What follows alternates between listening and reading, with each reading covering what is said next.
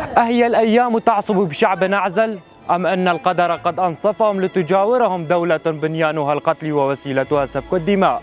هؤلاء الأطفال والمسنين والعجزة خير من يدرك كل ذلك. أكثر من 1000 يوم من النزوح في هذا المخيم، مفضلين برد الشتاء وحرارة الصيف على العودة والقتل بالرصاص الغازي التركي، ولكن في القلب ألف حسرة وغصة، تكاد أعينهم تتكلم ما في قلوبهم، ولا سبيل لهم سوى الانتظار. علم الأيام تسطر عودة جديدة للعودة للوطن الأم وشوكاني. هل أثرت الأيام والغياب عن الديار في الحنين إليه؟ أم أن قساوة الغربة جعلتهم أكثر إصرارا بل ويتزايد يوم بعد يوم؟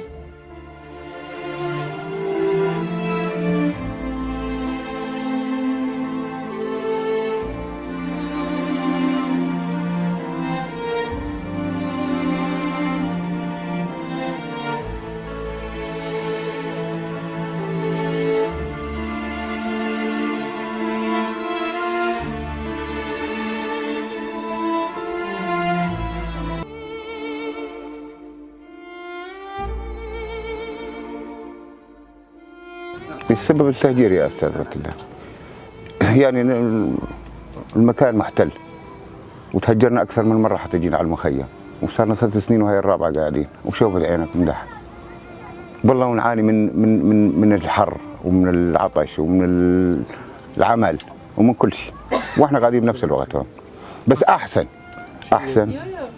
ما الحمد لله طلعنا احنا وأولادنا وسكننا وقعدنا فوزين أمرنا لله. أحسن من المحتل. صحيح البيت غالي راح، والأرض والمال والكل شيء راح، بس مو بإيدنا. سكننا ما فيه، كل شيء راح. بيتي يبعثون على الفيسبوك على الهاتف إنه بيت محروق، بيت مسروق، وبيت حتى الكهرباء خذوها، سلاك الكهرباء. يعني على شنو بدي أرجع؟ ايش بدي أعمل؟ بدي آكل، عندي 10 أشخاص أنا. الأمل من الله ما ينقطع. والله ولا احنا لا ضرينا انسان ولا سرنا ولا شيء، فجأة مشت العالم دخل عليكم جيش حر، سحبنا حنا طبعا على جبل عبد العزيز، ضلينا شي شهر وجينا على المخيم. نقول ان شاء الله ان شاء الله، لانه احنا اهل حق وهم جايين لعندنا، احنا اهل الارض وهم مو هم، الارض مو لهم، الارض عندنا والوطن لنا، وطنهم بعيد عنا، جايين محتلين. والله نتمنى انه ان شاء الله كل مهجر يرجع الى بلده، والله يفرجها على العالم، وكل واحد يرجع على بيته. هاي رساله. طالب من المنظمات انه انه يتدخلون بامورنا، وانه يرجعونا، كل واحد يرجعونه على بيته، على منطقته، على بيته، على ارضه، على، ونطلب مره ومرتين و10 من المنظمات انه يلبونا هالطلب هذا، انه ان شاء الله بس يرجعونا. يكفي والله يا استاذ، يكفي، عجزنا.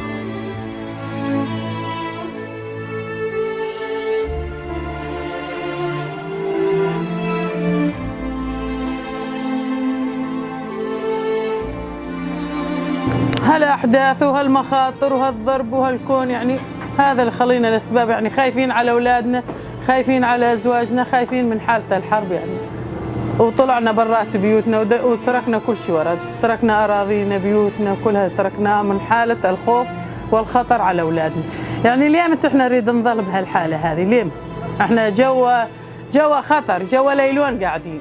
والله يعني أنا بين المرتزقة ما أقدر أقعد، بين المرتزقة ما أقدر، أفضل هنا أحسن. المرتزقة سفاحة قتل، قتالين قتل، شي قعدني بيناتهم، ما أقدر أقعد مع أهلي وناسي أحسن ما أقعد بين القتل. يعني هاي كلها مناطقنا وأهليتنا ومحبيننا، ويعني يحبوننا الخير ما يريدون. هذولا كان ما أقدر أقعد ولا ثانية بيناتهم، يعني ما آمن لهم. ولا يوم عدى علي وما بكيت، ولا يوم صار لي هاي السنة الرابعة ولا يوم عدى علي وما بكيت. أنا يوم بشكل يومي أبكي على أهلي وعلى ناسي وعلى بيتي وعلى طفولتي اللي قضيتها قادي، يعني على كل شيء أبكي.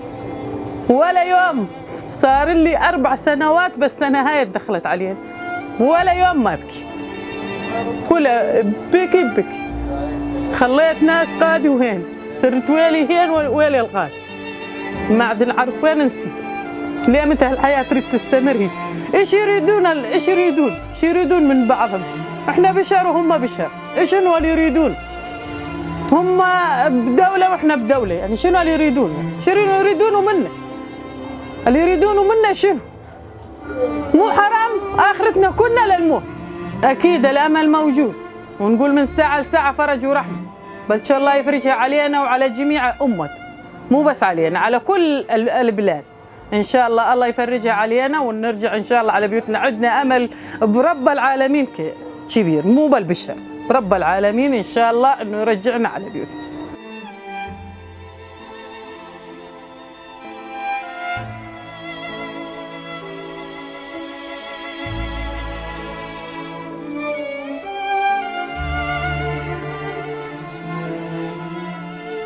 يا ابن اخوي انهزمنا خايفين من الجيش الحر يذبح عجاوينا ويذبح نساوينا، فمت ويسوي بينا شيء مو كويس.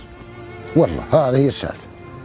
الله وكيلك باللي النساوين انهزمت خايفه على كرامتها من الجيش الحر، وخايفه يسوون معاهن غير شيء. هذا الصحيح والله. وسووا. احنا مبسوطين هين مكيفين، ما احنا خايفين، نايمين بامان وما حدا يقدر يتقلط علينا وما حدا يجينا ولا احنا مرتاحين، على الاقل مرتاحين. خير اكل خبز ومي بس مرتاحا، اعرف في من يحميني هنا، محمي اني هنا. والله ما ارجع اذا ما يصير شيء مضبوط وشيء صحيح وعن طريق الدول الاجنبيه ويضبطون الامور ما نرجع. يمكن يجي واحد من الجيش الحر اثنين يكذبون ابني يذبحوني قدامي اذا رجعت، شو بدي اسوي يعني؟ شو اسوي يعني؟ انا كمان اذبح لحالي بايدي لما يذبحون ابني قدامي، او يغتصبون بنتي قدامي، او يسوون، تعرف انت يعني ما شغله صعبه يا ابن اخوي هاي ابدا. هذول يا ستار كل نهار تجينا اقمار منهم قاعد يذبحون العالم، فهمت؟ اطارش اللي يمشي بالليل يذبحونه، المدري ايش، شغلتهم صعبه يا اخي مرتزقه. والله نطالب نقول ان شاء الله يزبطون الامور، هالدول الكبرى وهالعالميه والكذا بلش يزبطون الامور. الناس ميته يا اخي وصار بهالعالم شيء ما جرب صار، بلش يزبطون الامور والناس ترجع. زبطوا رجعت الناس، رجعت ما زبطوا شو تريد يسوي العالم؟ لا حول ولا قوه.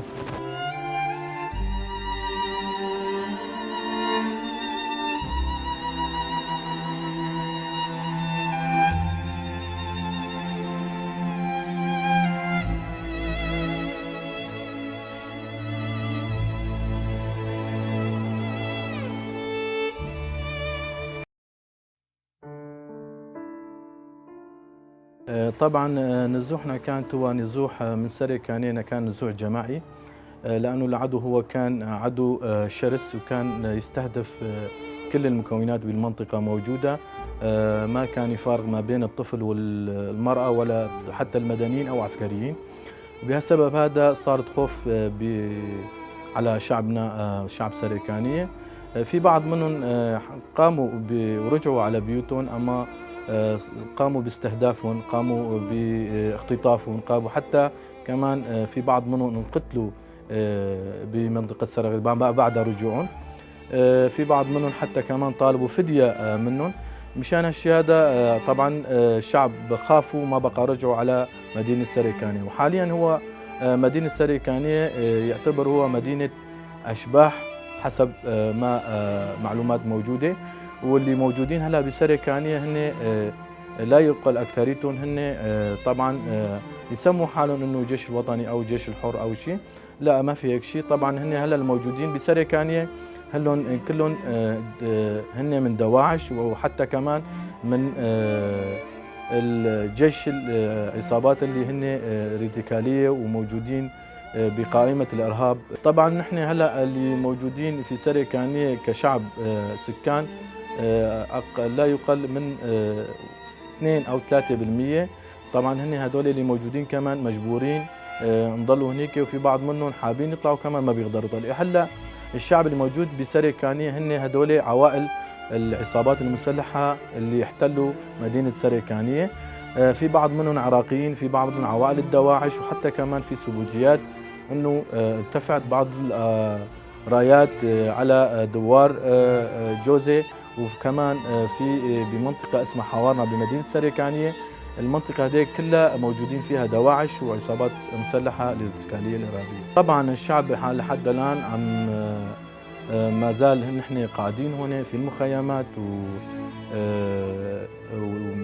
الساكنين هنا بصراحة فينا أمل لرجوع بيوتنا. طبعا إذا رجعنا كمان على بيوتنا لازم يكون في ضمان دولي، لازم يطلعوا عصابات المسلحة والدولة التركية المحتلة من مناطقنا مشان يكون المنطقة آمنة ونحن نرجع بأمان لبيوتنا. نناشد منظمات الدولية، نناشد التحالف الدولي يقوموا بواجبهم بخروج الدولة التركية المحتلة وعصابات المسلحة وبرجوع الشعب السريكاني إلى بيوتهم بسلام وأمان.